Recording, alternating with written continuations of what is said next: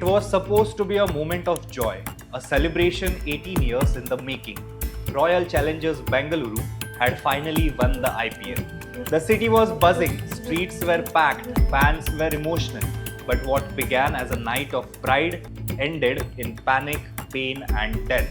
Outside Bengaluru's Chinnaswamy Stadium, chaos unfolded. 11 people lost their lives. Among them, a 14-year-old girl, a mother, young fans full of dreams, crushed and trampled in a stampede not caused by nature or violence but by pure avoidable negligence. Let's be clear, this was not an accident. This was a failure by RCB's management, by the Karnataka Congress government, by local authorities who had no clue what was coming, and by fans who let excitement override common sense. In India, we have normalized this. Stampede, death, compensation. And then silence. No accountability, no learning, just business as usual. But not today. On today's Honest Take with me, Tejas, we are asking the questions they would rather ignore. We are putting the spotlight where it belongs, on those who let this happen.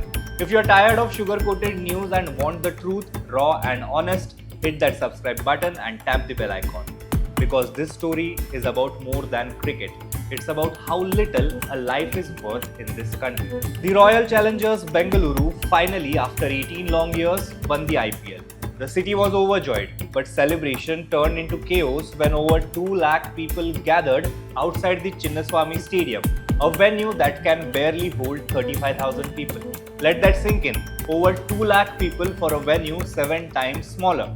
What followed was a recipe for disaster. People without passes scaled walls, broke through barricades and swarmed the area. One slab covering a drain collapsed under the sheer weight of excited fans, and that's what it all took. What followed later was panic, screams, stampede.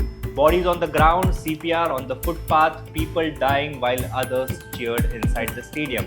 Yes, inside the stadium, the celebrations continued. Music blared, speeches were made, selfies were clicked. Outside, bodies were piling up.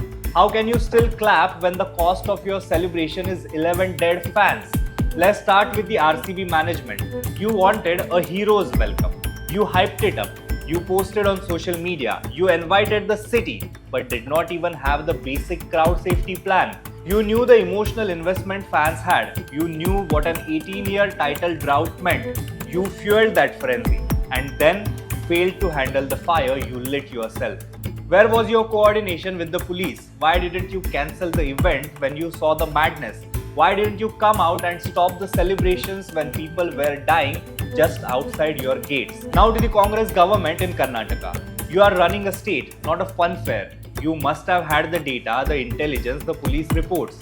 Bengaluru police had already denied permission for the open top parade. You knew things could spiral out of control. So why didn't you set up barricades at a distance? Announce clearly that only pass holders would be allowed. Provide adequate emergency response vehicles and crowd dispersal teams. And don't give us that tired excuse. The crowd was unexpectedly large. What were you expecting after an 18-year drought and city-wide announcements? This was not unexpected. This was unprepared, unapologetic and unacceptable. Let's also talk about the fans. Yes, you love RCB, we get it. But there is a thin line between fandom and frenzy.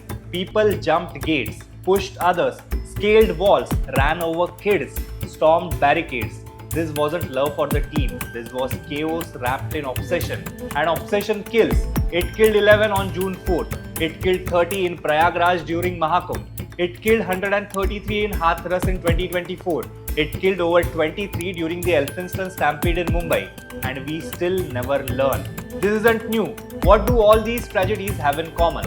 Lack of crowd management, failure of state, no accountability. Repeat again and again. Because in India, human life is cheap. Post the stampede, politicians tweeted condolences. The Chief Minister promised an inquiry. RCB said they were deeply saddened. BCCI washed their hands of it. Fans shared RIP posts. And the show went on.